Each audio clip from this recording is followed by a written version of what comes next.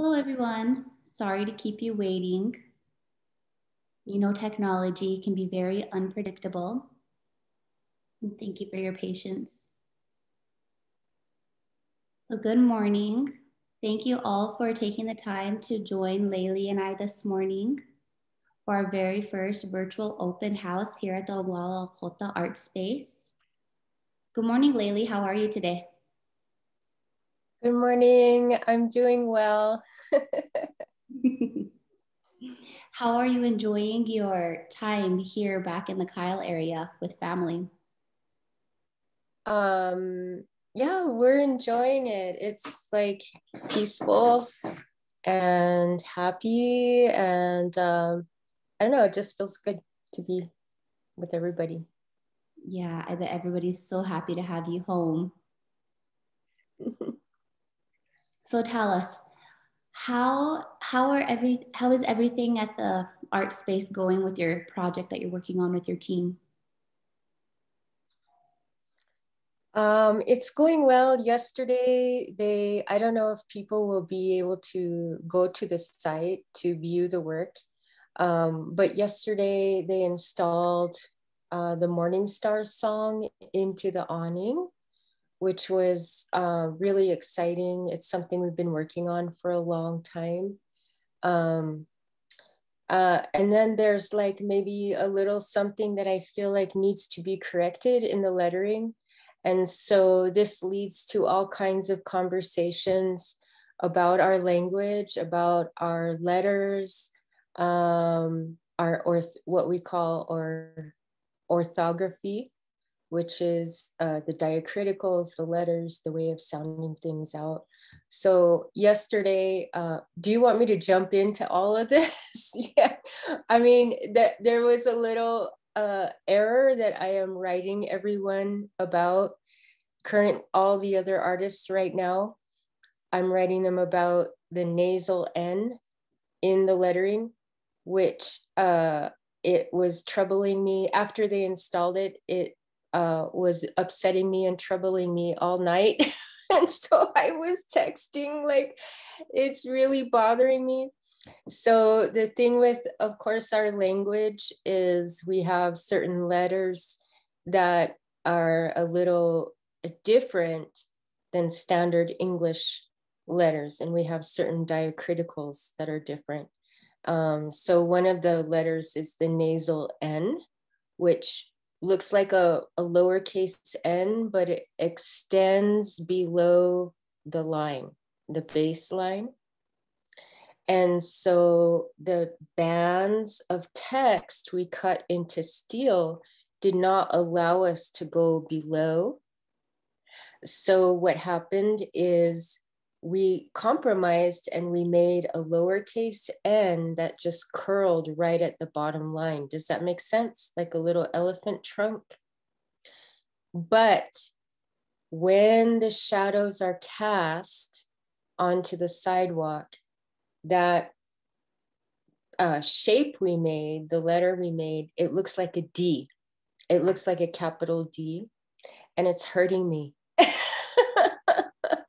And I don't know what to do about it. So we are right now, and I'm a perfectionist, and language and letter words are very important to me. So I am seeing, what can we do? Shall we call the metal people? I don't know. So there's always those things, you know, art is a work, you know, there's always it's steps. And so this is one of the little things. After you install something, you can look and say, oh my goodness, we need to kind of fix.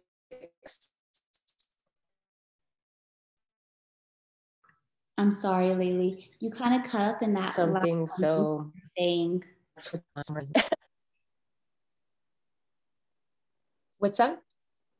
You were cutting up in the last few seconds. Oh, that I just said that's what's on my mind now.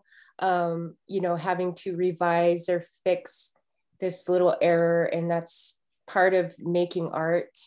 is you can install things and you say, oh my goodness, you know, something I envisioned didn't really turn out, you know, in the final in the final stages the way you had hoped. Yeah. So well, I hope you're not too critical on yourself, because I've seen this project come to life, and I have to tell you, it's so impressive. It's beautiful, thoughtful, and there's just so much of your spirit going into this project. I just can't wait to see the ending result.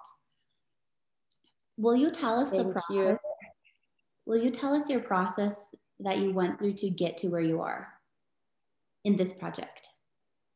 In this project, so okay, there's like different components to the project, but I'll backtrack and say that it started out with a team of 4 of us. So there's Michaela, Carpio Patton, and Keith Braveheart, and Marty Two Bulls, and myself. So we were asked by First Peoples Fund last year to collaborate and come up with artwork for the outer area entering the building. So that started last year. And I was very honored to be invited.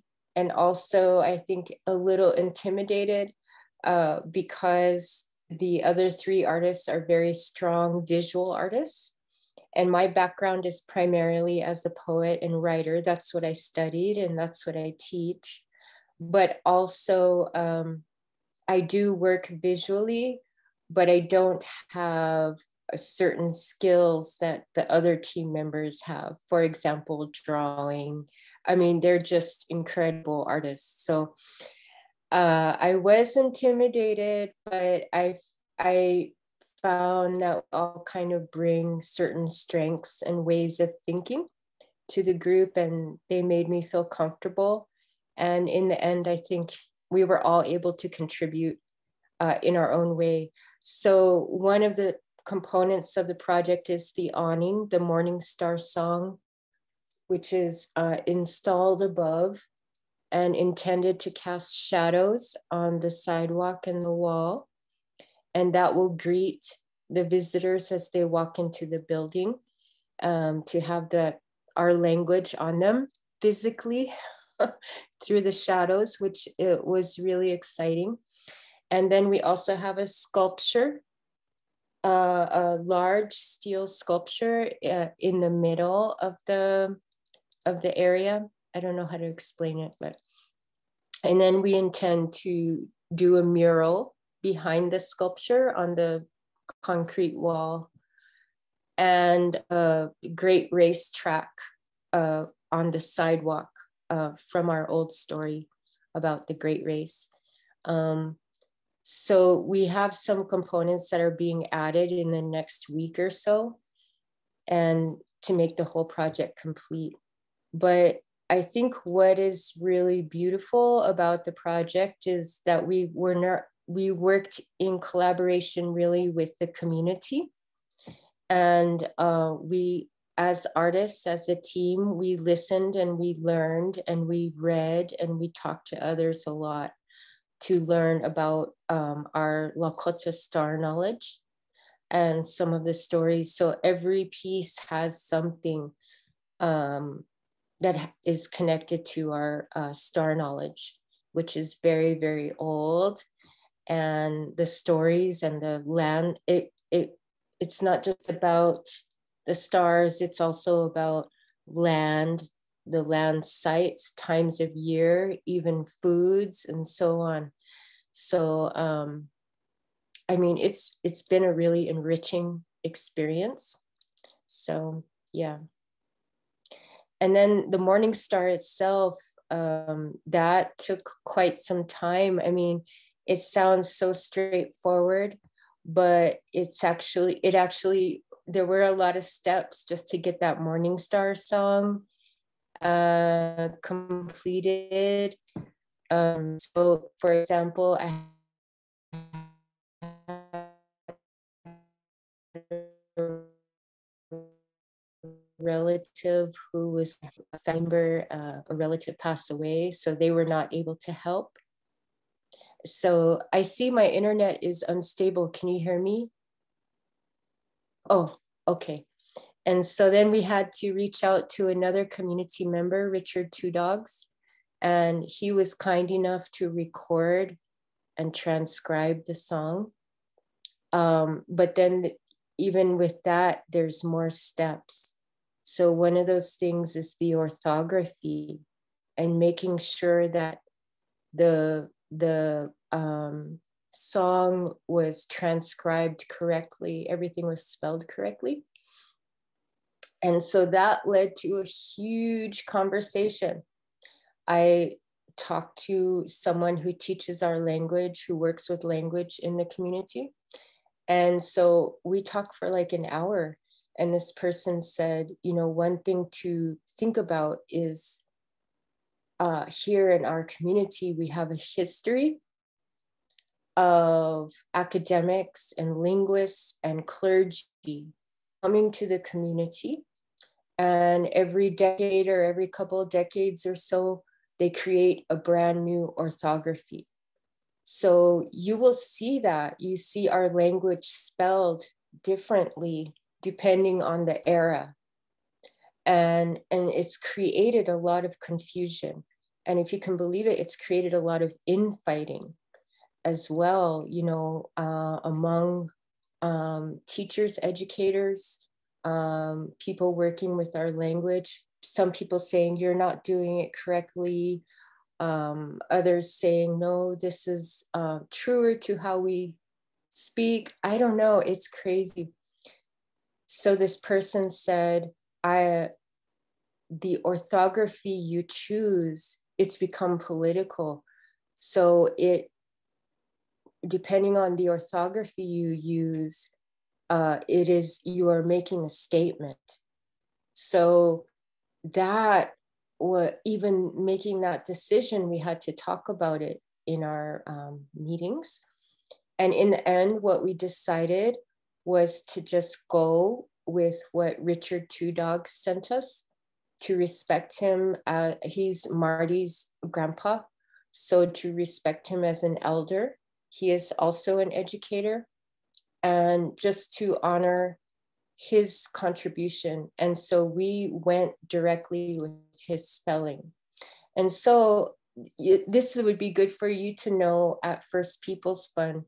I foresee people coming and maybe being critical of some of the spelling.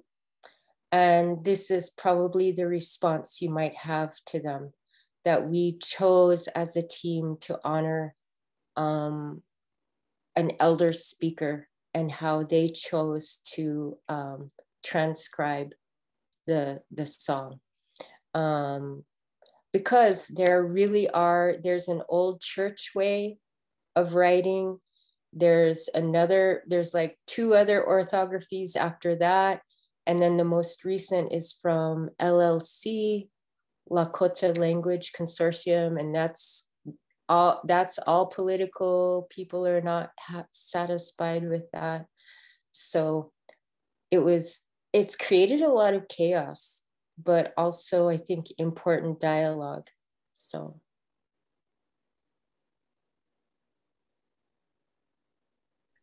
That was a lot of really helpful information, and I want to thank you for giving me that response to share with our visitors that will come in, because I know what you mean when you say this is a hot topic where people want their opinions heard, and I wouldn't want to offend anyone. And especially with art has its way of either being really loved or being really hated. And I think just as being an artist, it's our job to leave an impact on people who come and view it. And most of the time, I believe we want that impact to be positive. Yeah. So you mentioned earlier that your background is in writing. Can you elaborate more on that, and what made you want to go into writing?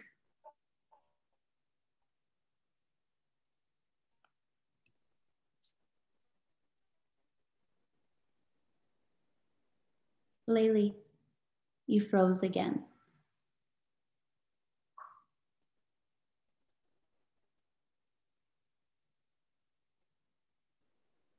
frozen part. Okay, I see you. Okay. Good. There we go.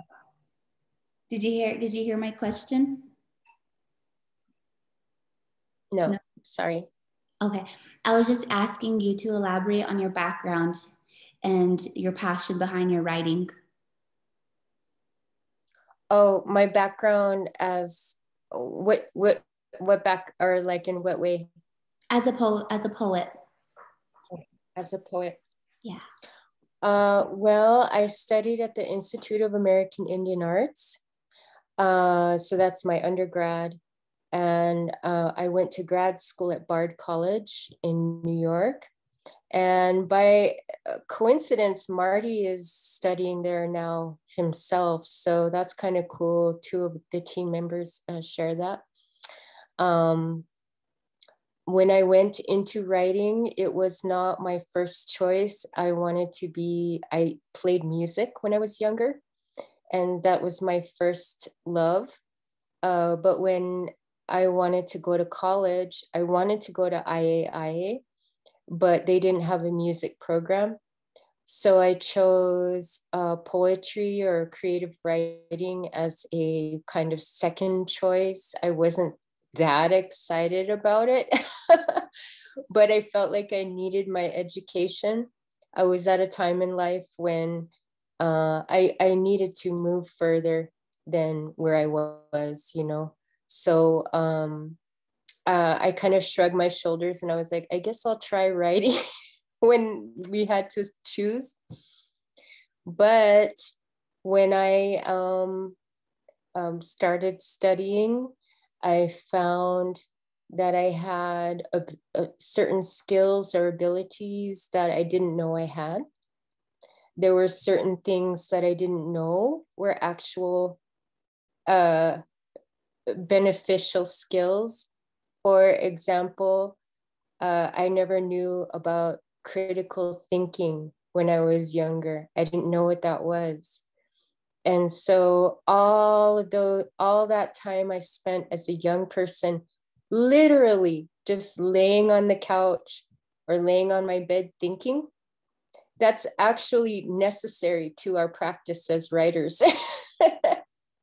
And so, you know, some things I was already doing naturally became useful as in my work with language and sort of articulating things and following certain threads and ways of thinking.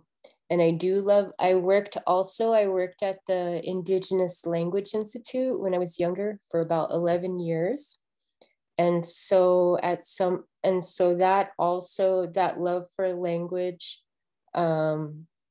whether it's English or our Lakota language or native languages, was already there. So there were a lot of things that fit. And so I just grew it. I guess by surprise, I found that I was capable of writing. But I will say this, it's actually difficult. It's a difficult practice. Just because I have certain abilities, it's actually hard work. I don't always enjoy it. Sometimes I do, but it's hard. So, yeah. So prior to your education, would you consider yourself a strong writer? Was that one of your skills, or was that something you just developed and became better at? No. Yeah, I have to say, first of all, I am not an elitist. I don't think people have to go to college to validate who they are, to validate their worth. I think that I honor everyone in their own walk in this world. However, for me personally, I looked at old pieces, old things I used to write before I went to college, and they were just horrible. And it was like, but it was when I began studying, it's through education and working with mentors and peers, and and professors skills. So they teach you like basics, like what abstract language is versus concrete language, the usefulness of both, or to be selective with your use of certain kinds of language. Even things like cliche, you become very aware of pitfalls or repeated tropes. And as I said, cliches and things like that, things I really wasn't aware of when I was young, before I started studying. So I do, for my own path, I acknowledge that education, going to college, undergrad and grad school, was very useful, very helpful to my practice. So, yeah. I just want to follow up on that. Have you heard of the little Amazon pod in the room? You say their name, you're like, what is her name? Remember, it's like the little computer in the room, like, turn on the lights. What is her name? Oh, Alexa? Siri? Alexa? Yeah. Oh, yeah. Alexa. So they have this new thing you can buy. Famous people, you can buy their voice to be your Alexa. And I'm thinking, I would buy your voice to be my Alexa, because you have this like real nice tone to you. Like you flow nicely. You just like are soft and warm. I could just close my eyes and just let you like read your poems to me so I could fall asleep. That's so funny. I appreciate that, Charlie, but I also, I would like to comment on that. It's always how they say beauty is in the eye of the beholder, or, it always depends on a person's sort of vantage point or perspective. Because I will share this, when I was in grad school at Bard on the East Coast. East Coast is, I had culture shock when I went there. Very, very different pace and different way of sort of being in the world. I don't know how to explain it. But anyway, I remember we used to have to read, as part of our critiques and workshops and so forth. So I had a public reading, a critique, and I got so much criticism for the way I read. And I had to really like block it out, and I had to take it with a grain of salt. Like I had one person say my voice was too soft when I read. Secondly, I had one person who was very serious about picking up the pace, that I read too slow. And it was a peer. And I remember one night she got drunk and she was coming back to the dorms. And because she was drunk and like letting loose, she was like, you need to pick up your pace. You need to stop, read faster. So I was like, oh my God. So, but I had to just accept in myself. Fortunately, I was just like, I just have to be myself. I can't change for everybody. But thank you, Charlie. That's kind. You're most welcome. We have a comment. I grew up in New York, so I can really relate to this. Yeah. Layli, are you able to see our comments when people chime in? Yeah, I put on the chat, so I saw that. Perfect. Yeah, yeah, I know what you mean. I was once told when I was just getting out of college that my voice sounds like Minnie Mouse. And if I want to be taken serious, I need to project my voice better. And I don't know, maybe I don't know, in my head, when I talk, I think my voice sounds deep and I don't want to go any deeper. And then I hear myself talking. My voice is a little soft and squeaky. I don't know. It was a little it kind of broke my heart a little bit. I was like, wow, like my voice is something that I thought people liked about me, but apparently. Yeah, exactly. I know you have to tune some of that stuff out and you just have to be who you are. So, and people do grow to appreciate who we are, you know, and that includes our voices and that includes the whatever, our hair. I mean, I don't know, As you know. long as you can So hear me and my message is being heard, then there's nothing else to do. exactly. Um, Exactly. Before we go into our Q&A portion of this conversation, would you do us the honor and read one of your poems for us? Oh, goodness. If you feel like it's too early, that's okay too. But Oh no, you know, I'm so sorry, Charlie. I would have to find a piece. Let me look on my computer really quickly. Just a second. So just check your text, check your phones for just a minute or something. Let me find a piece. Okay. you need to go Hold grab on. coffee. Now is the time. Yeah, just 1 second. So sorry about this. It's over in the chat box. People will have an opinion on everything, whether or not it's relevant to them. Yep.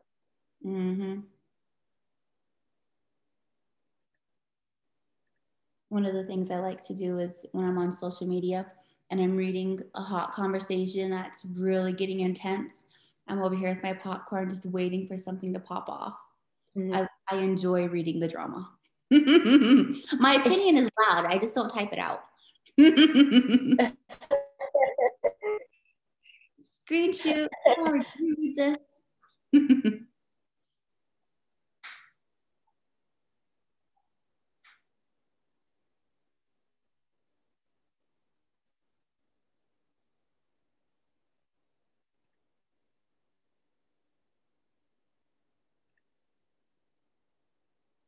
I know we just had 2 more participants added to the group. Thank you for joining. We're just sitting here with Layli, visiting about her art skills, her participation into the Oglala Lakota Artspace, and the teamwork efforts it's been putting in the Star Knowledge project.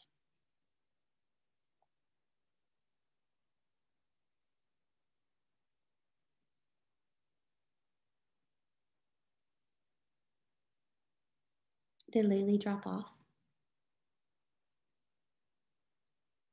I think we lost Layli. I'm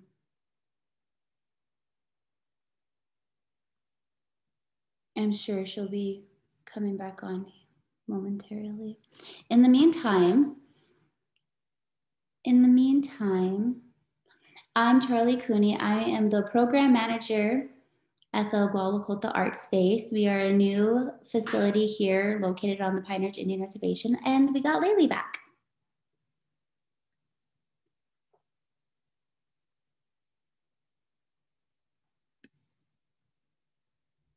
How is everybody enjoying this virtual open house so far? Good. Something I forgot to mention earlier in our greeting is we will actually be doing a door prize. So everybody who's made it in attendance, I will take your names, and at a later time, maybe through the weekend, I'll throw your name in the name of whales, or I'll draw your name in a hat, and then I will reach out to the winner, and you will win what we want to, I think we're calling it a swag bag, just some First People's Funds gear, maybe some water bottles and hand sanitizer. I haven't really decided exactly what I'll be sharing, but thank you. Did you find anything, Layli?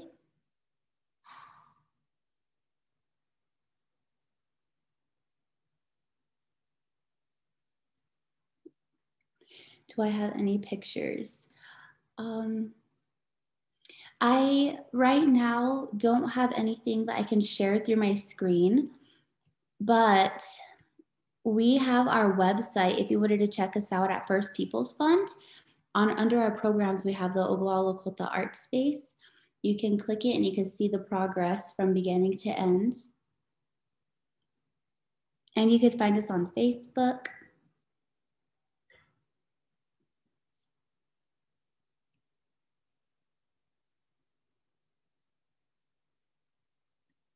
Okay, Layli, you're on mute.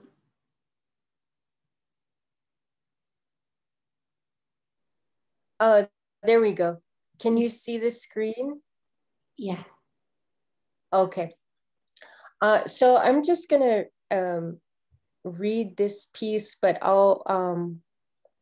this is from my book, Whereas. And in my book, there is a section called Resolutions. And this is mirroring the national apology to Native Americans, an apology signed by President Obama. I think it was December 2009. And I wrote 28 pieces responding to that congressional apology. I don't know if you guys are familiar with my work, but I wasn't pleased with it. But so I took a lot of time sort of taking aim at some of the language in that document. Anyway, further into the response, I wrote in the congressional apology, there are 7 resolutions, and I wrote 7 resolutions of my own. And so I'm going to read one of them for you today. And it's this one, and I wanted to screen share because it's more of a visual piece. And this is actually using the language of the apology itself, but I spread it across the page and sort of turned it into my own piece, if you will. So I'm going to read this, and I wanted to read it just because I think that everything we're doing, including the work at First Peoples Fund here on this land, and the sense of history and belonging that we have here is certainly connected to this land. And this is what this particular resolution addresses. You can see on the right side, if you were to read down the left column, this is the actual resolution, the phrasing of it. But I'll read it in the way that I've written it. I commend this land and this land honor this land. Native this land. Peoples this land. For this land, this land, thousands, this land, of this land, years, this land, that this land, they, this land, have this land stewarded this land, and this land protected.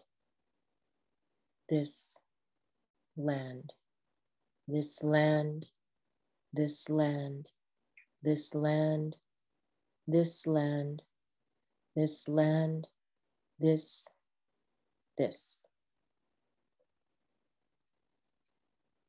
I think I skipped one line, but that's okay. I'm not sure.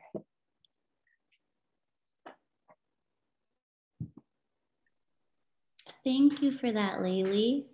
And I apologize if I put you on the spot to have to go and find that piece for us. Yeah, it's okay, my pleasure. Yes, it was so powerful to hear you read your work. But like I said, your voice, you have a strong voice. I like to hear it. You have a good voice. Oh, thank you. Where would one buy your book? The kindest way to purchase the book is through the press, Gray Wolf Press. So I can type that in the chat bar. But of course, it's available on Amazon as well. So it's at, oopsie, let's see. I meant to send that to everyone. Sorry about that.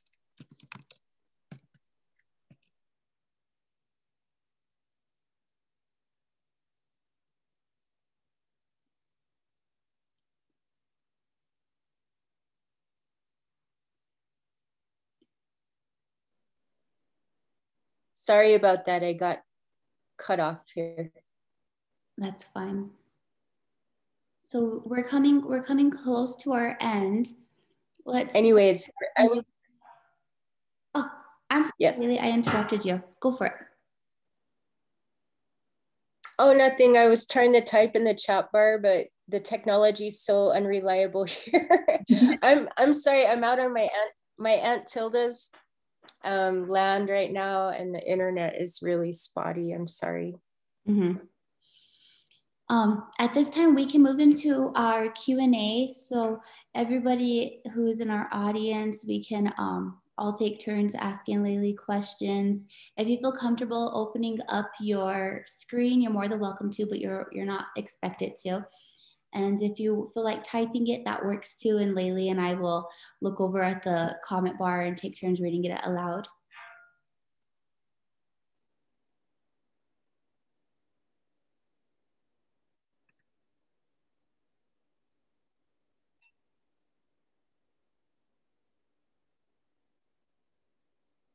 I can start. Oh, I believe Saskia. Did I say your name correctly? Yes, Saskia. Okay. Did you have a question?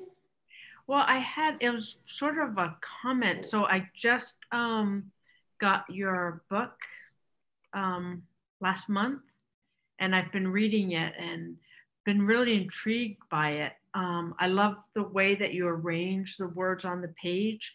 I love that it sort of challenges the way that I read things, the order and how.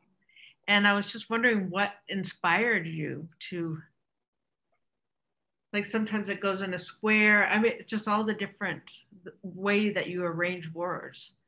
I'm also an artist, a visual artist, so I'm really enjoying that aspect of it. Thank you. I appreciate that. I think that that's one thing that I believe in myself, but I also talk to my students about, and I'm continually reminding them that as poets, we are not just working with language. That's not our only concern, that we are also visual artists and we are also sound artists.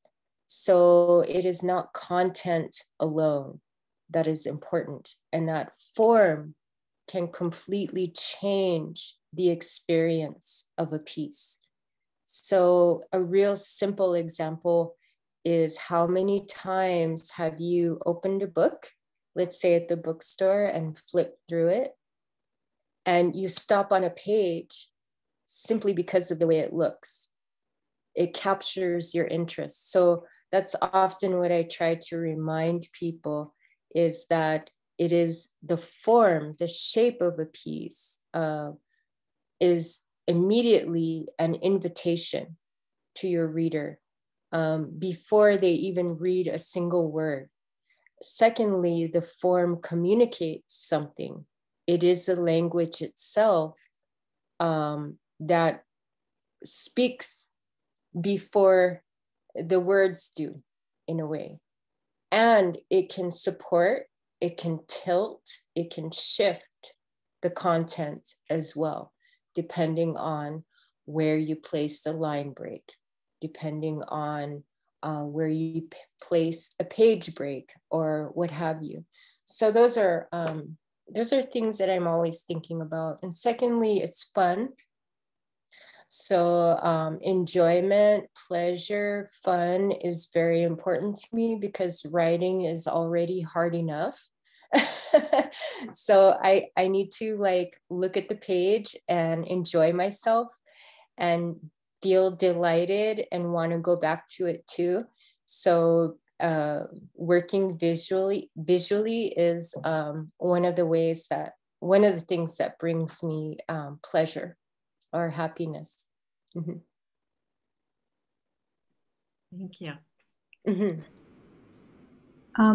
Hi, Layli. I've seen you previously at ASU, and I really appreciate learning more about your artistic, including poetic practice. I was wondering, for the last piece that you read, I saw an empty square in the middle of the page. I wasn't sure if that's part of the piece, or was it something just some kind of problem with technology? Yes, it's part of the piece. Okay. Oh, do you mind if I asked you what significance of that was? Is Well, I'm asked that a lot. So in response, I usually ask people back, what do you think it is? It's a little square in a whole piece about land and Native people. oh, to me it feels like something that's missing, something that's missing from maybe the hearts of Native people, but also in the physical sense of not having land back. Mm-hmm. I would agree, that's one way of seeing it. I think also squares are the most familiar ways of containment. We understand a square, it sort of symbolizes containment and boundaries, right? And so I felt like it was important for me to have a little square in there as a little reminder of presence and history and all of that what you would say disruption or troubling those. It troubles the piece, because I'm asked about it all the time, right? I'm asked about that little square. What does that mean? Why do you have that there? It troubles people, right?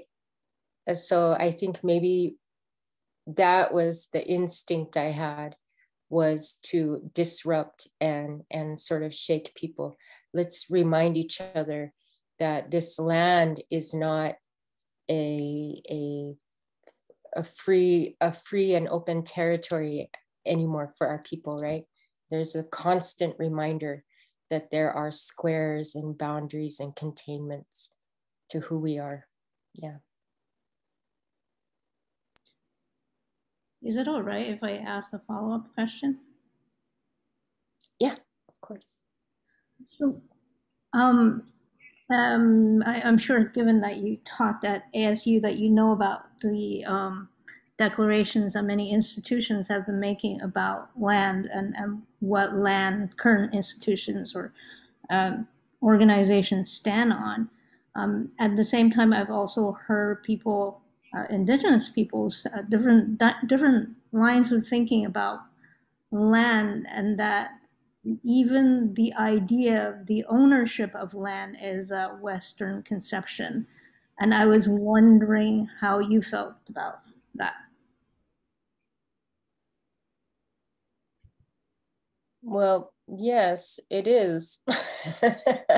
Oh, the ownership and propriety and selling and all of that. It is a Western construct and a way of seeing the world and seeing right relationship to land and relationship to others. And so that is correct. I forgot, like, what do you want me to say? Or what was the, I forgot the question. But yeah, I mean, that's true. I mean, Native people didn't have that way. We didn't like own particular areas, but we also understood that like our people were in particular areas at certain times of year, and we understood that other people were here and that they hunted in certain areas or whatever at certain times. There was like a understanding, you would say, and relationship to others and to the land, and also a way of respecting the use of the land, you know. Yeah, I don't know what else to say. Well, thank you. I really appreciate that. I don't personally, Native people are people first and foremost, right? So everybody's going to have a slightly different opinion. There's going to be schools of opinion, but it's not going to be all in agreement. Just like what you were talking about in terms of the Lakota language, it's not coded in the same way because different Lakota there are different Lakota schools of thought on the language, representation of the language itself. So I appreciate your take on it, and it's always interesting to see and to hear the different various takes on that particular topic.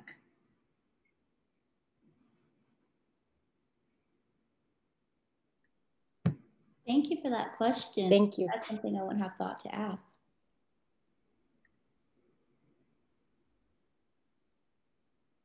Do we have any more questions?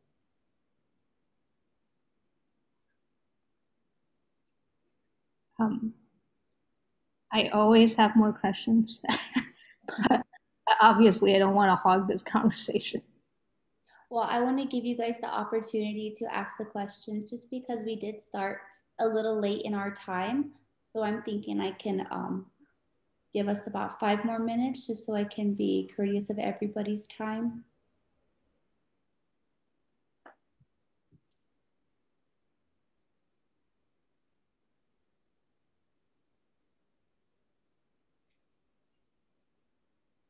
Okay. If nobody else wants to go, can I ask another question? I have one other quick question, but you could go first. No, go ahead, Saskia. Go ahead. My other question was also similar to the first one. The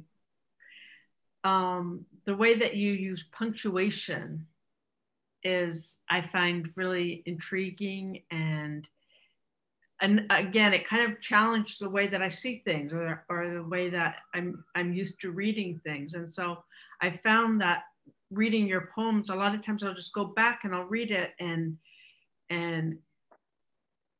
sometimes it feels a little bit uncomfortable because I'm not quite used to reading something that way. But then the more I read it, the more I love it. And so I wanted to ask you about your use of punctuation. Sometimes you'll spell it out. Oh, yes, I have a piece where I spell out the comma. And I wrote that not knowing other people have done it before as well. I didn't know that, but yeah, I mean, that's, I think that poets are kind of nerdy and they think they think in those ways. But punctuation goes back to form. So the way that we use punctuation is part of the form. It is also part of sound, part of pacing. So in essence, really, punctuation is a kind of notation, and you can see it as a kind of musical notation, if you will. You know, the period, yay to nerdiness, yes. So, you know, you have the period, which represents a full stop. You have the comma, which represents a pause, a quick pause in breath, and so on. So that you are determining pace in reading. There's also something to be said in syntax and grammar. And the fact that poetry is the one form of writing that, you know, it truly is an art in the sense that there's a kind of sovereignty we have over language and over thought that you don't necessarily have, let's say, in prose writing, or if you're nonfiction or writing an article or what have you.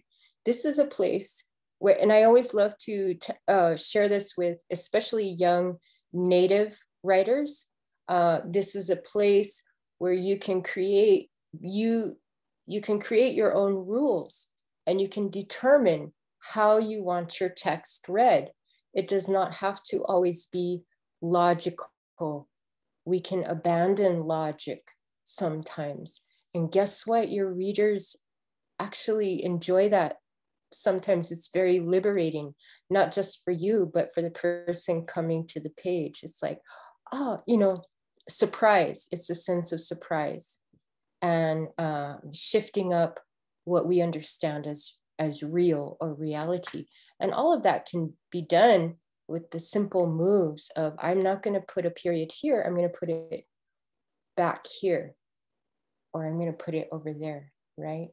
Or I'm going to abandon all punctuation, right? That's fun too. So I like getting nerdy. We could do this all day.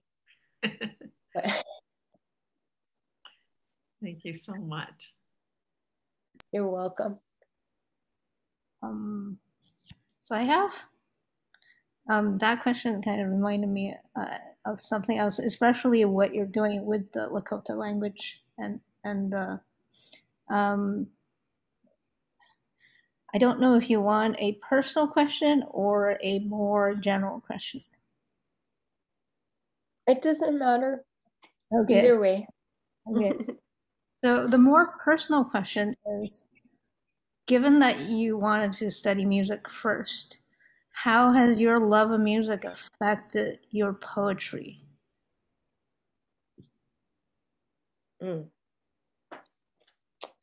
Well, again, I do think there's a sensibility that I carried forward from playing music for so long. My mom was actually trained as a pianist as a young person.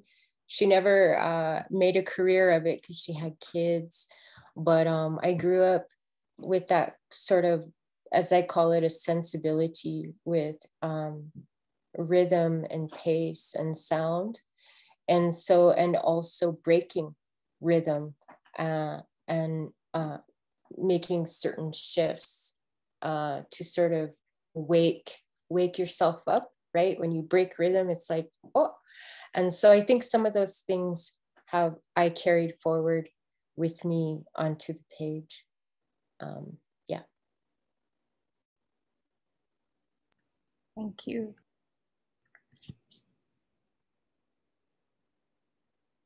So if nobody else is going to ask another question, then I would love to ask the other question. Okay. Which is, so especially in formal education, right? There is a dominance of Western thought and Western imagery. I mean, this logo, for instance. they and given how rich the United States territories are, because we are nations within nations, whether that's done willingly or not, obviously. I also feel like, because I interview a number of Native poets and have interactions with different Native nations, I feel like some Native peoples, because of this history of action with outsiders, interactions with outsiders that have not turned out to be pleasant in any way, there is a guardedness in wanting to share that culture.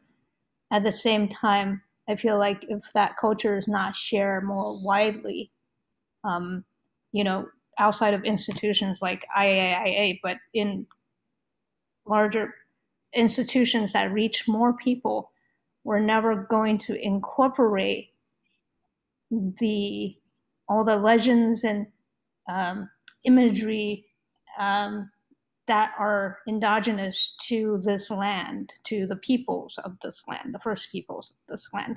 So I was wondering, from your perspective, given your work in language, how you feel about getting that imagery into the mainstream, quote unquote mainstream, however you define that. Because that's also one way of almost like marketing one's culture, right? Perpetuating one's culture. Sorry for the long question and the long setup. Yeah. Well, I can only answer as an individual. And the way I feel is I have one life, one lifetime. And I can spend all of my time trying to push and fight the mainstream institutions, everybody trying to get them to understand us and blah, blah, blah, blah, blah. And I have spent at certain moments in my life some energy trying to do that. It is too hard for me. What seems to work most, to be most enriching and most valuable to my life and my time, is to work with our community, our young people, fellow artists, to work to develop to strengthen our own scholarship and our own understanding amongst each other. So, for example, in the art world and with language, we have been here for thousands of years. And so we have thousands of years of historical art practices, which First Peoples Fund, for example, is very aware of. So this is an example with First Peoples Fund. I get many requests, I would say weekly, to collaborate and to spend my time doing certain things.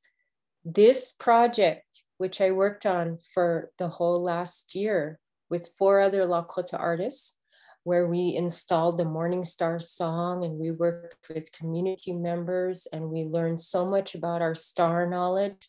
And this is gonna make something beautiful for young people to come to at the art space and so forth. This feels valuable to myself and to my time. And my attitude right now is, if the mainstream, or however we want to call it, if they're interested in who we are, in our culture, in our language, in our art practices, they can come to Oglala Artspace and they can take the time and learn. But I just do not myself have the energy to go out there and be trying to push all the time. I'm more interested in our young people and in our community members and learning myself. I'm a learner. I'm a lifetime learner. So that is where I'm at right now in life. And, you know, it is, in my opinion, it is the mainstream's work to come to us and to learn in our spaces if they want to know more, because they worked very hard to erase us. So now they need to do the work themselves to gain. If they want to know more or include us, then that's their work to do. You know, it's because it's exhausting. It is as individuals, it is exhausting to try to take all of that on. And right now we need each other. We need community. We need to foster that strength and that spirit. You know, just what, even though I talked about the error in the awning and I'm obsessing over that nasal N, it's still so beautiful to walk in those shadows and feel our language on us. You know, and that was so worth my time. And I'm so grateful to the team that I worked with, you know, so those kinds of things. And I hope that other people have that same experience. So I don't know if that helps. I don't know if that answers the question, but yeah. Thank you. Beautiful, beautiful, Layli. That gave me chills. I'm gonna coach you on that one. So real quickly before we continue, I want to give Tanya the chance to ask her question. And then after that, I'm gonna have to let us all go. Yes. Layli, I want to thank you so much for sharing your gift. I found your book and to be just amazing, and your writing and how you place your words on the page. It has inspired me also as a poet. And even though I did not grow up on the res, I do have ties to Pine Ridge, and have started using the Lakota language in some of my writing. And it warms my spirit, and just want to know how you are, you know, just I guess incorporating that, and how to proceed forwards with that, you know, for myself. You mean to incorporate language? Yes. Or what? Yeah. Okay. Oh, great. I'm glad. Into my writing, to continue that practice of incorporating into my own writing.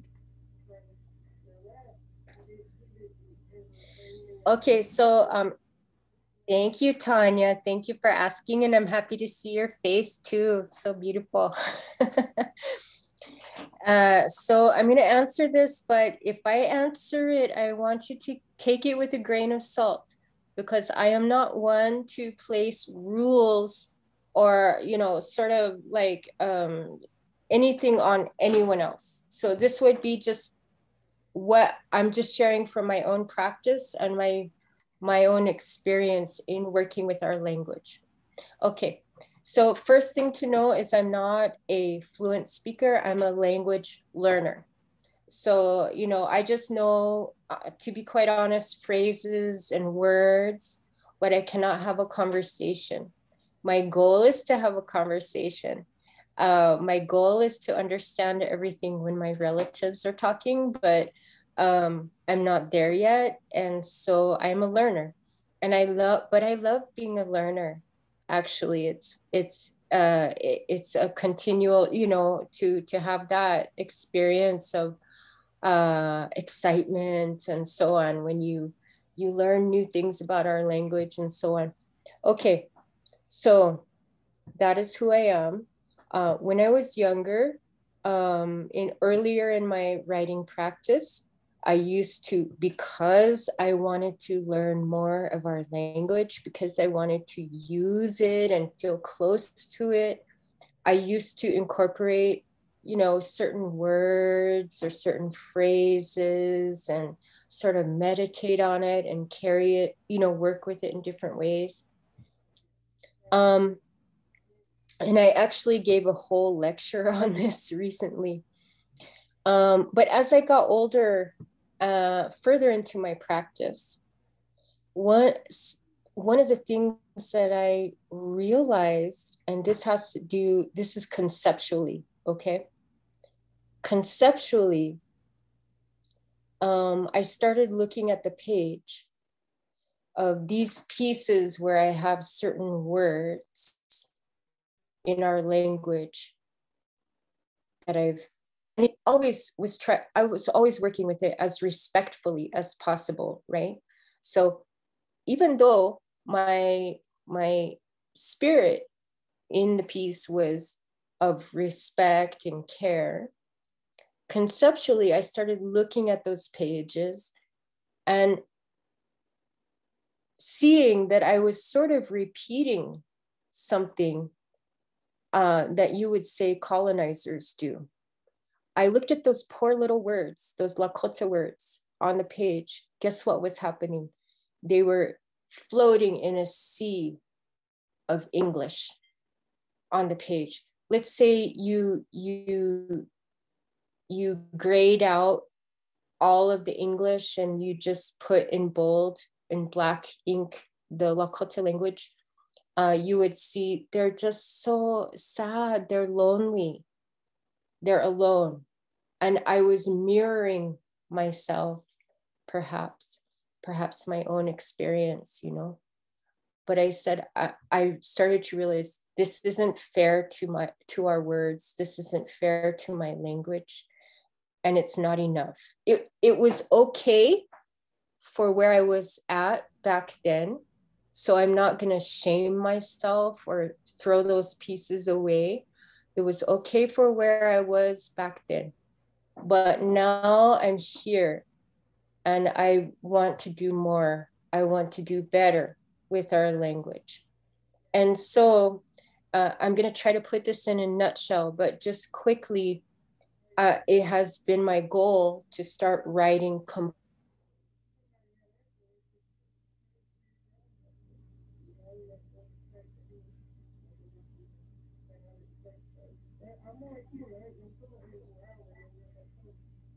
Layli, you got Sorry about that. I'll try to wrap this. You froze out. Your nutshell broke. Nutshell broken. I'm hanging Okay, on. in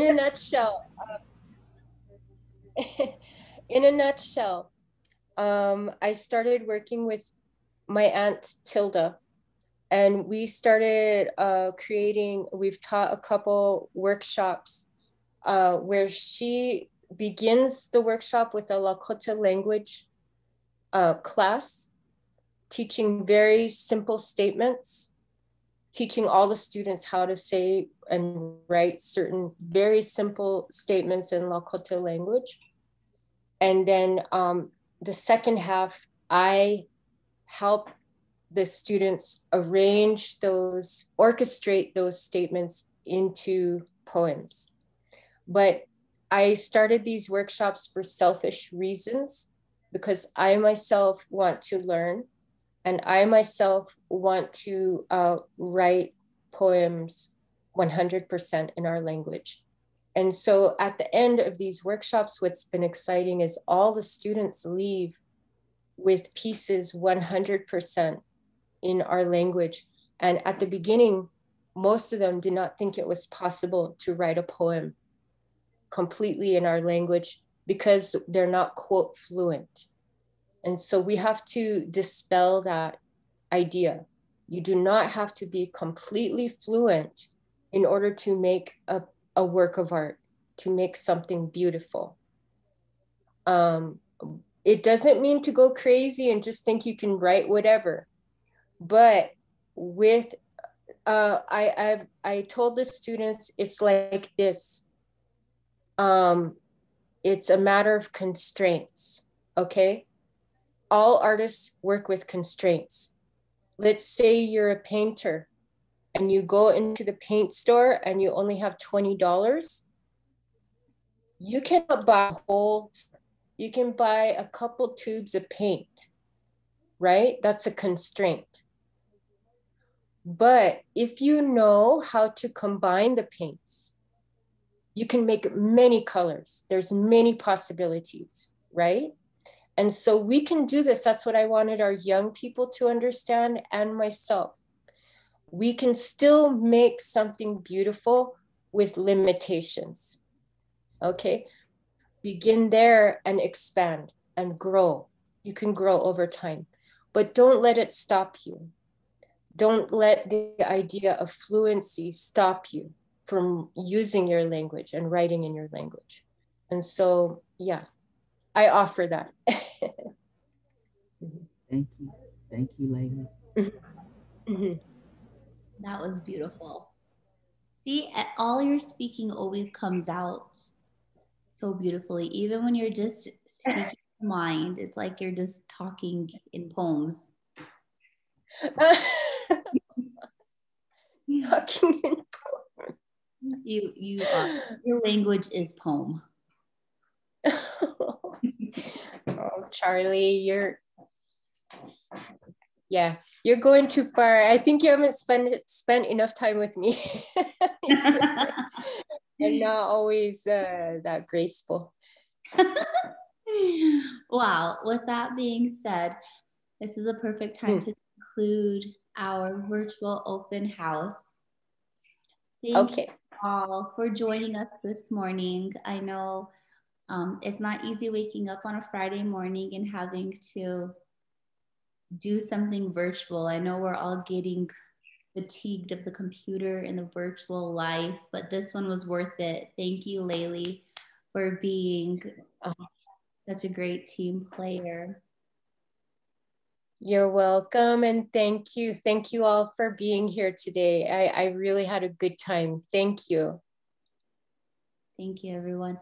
Okay, well, pay attention to our Facebook page. We will be doing this again with more of our Star Knowledge artists. Coming up soon, we will be having Marty Tubals. We will have Michaela Patton. If you haven't caught it already, we did one with Keith Braveheart already. So his is actually being shared on our YouTube page and shared onto our Facebook page. Okay, I want to wish you all a great restful weekend. Stay safe and stay cool. Drink water. All right. We'll see you all another time. Thank you. Thank you. Bye. Bye.